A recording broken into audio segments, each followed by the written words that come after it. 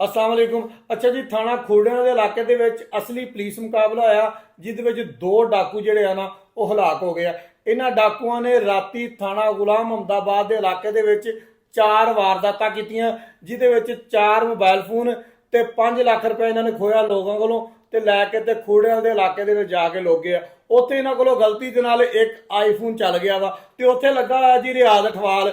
ਜਦੋਂ ਐਸਐਚਓ ਖੋੜਿਆਂ ਵਾਲੇ ਰਿਆਜ਼ ਅਠਵਾਲ ਨੂੰ ਪਤਾ ਲੱਗਾ ਨਾ ਕਿ ਡਾਕੂ ਮੇਰੇ ਇਲਾਕੇ ਦੇ ਵਿੱਚ ਆ ਗਏ ਆ ਤੇ ਉਹਨਾਂ ਨੇ ਮੋਬਾਈਲ ਫੋਨ ਚਲਾ ਲਿਆ ਵਾ ਤੇ ਮਾਲ ਵੀ ਉਹਨਾਂ ਦੇ ਕੋਲ ਆ, ਇਹਨੇ ਜਨਾਬੇ ਲਈ ਫੌਰੀ ਤੌਰ ਤੇ ਆਪਣੀ ਨਫਰੀ ਨਾਲ ਲਈ ਸੀਪੀਓ ਫੈਸਲਾਬਾਦ ਸਾਹਿਬਜ਼ਾਦਾ ਬਲਾਲ ਉਮਰ ਦੇ ਨੋਟਿਸ ਦੇ ਵਿੱਚ ਦਿੱਤਾ ਕਿ ਡਾਕੂ ਇੱਥੇ ਆ ਗਏ ਆ, ਇਹ ਵਾਰਦਾਤ ਪੈ ਗਈ ਆ।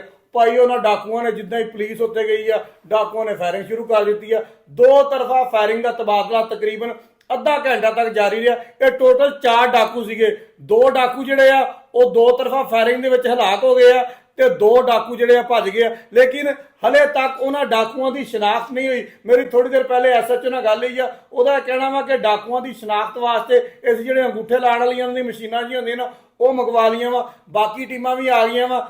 4 ਮੋਬਾਈਲ ਤੇ 5 ਲੱਖ ਰੁਪਇਆ ਉਹਨਾਂ ਡਾਕੂਆਂ ਦੇ ਕੋਲੋਂ ਬਰਾਮਦ ਕਰ ਲਿਆ ਵਾ। ਉਹ ਵੀ ਅਸਲ ਮਾਲਕਾਂ ਦੇ ਹਵਾਲੇ ਕਰ ਦਿੱਤਾ ਜਾਏਗਾ ਤੇ ਇਸ ਪੁਲਿਸ ਮੁਕਾਬਲੇ ਦਾ ਮੁਕੱਦਮਾ ਦਰਜ ਕਰਕੇ 2 ਭੱਜਣ ਵਾਲੇ ਜਿਹੜੇ ਡਾਕੂ ਹਨ ਉਹਨਾਂ ਦੀ ਗ੍ਰਿਫਤਾਰੀ ਵਾਸਤੇ ਛਾਪੇ ਮਾਰੇ ਜਾ ਰਹੇ ਆ। ਬਹੁਤ ਸ਼ੁਕਰੀਆ।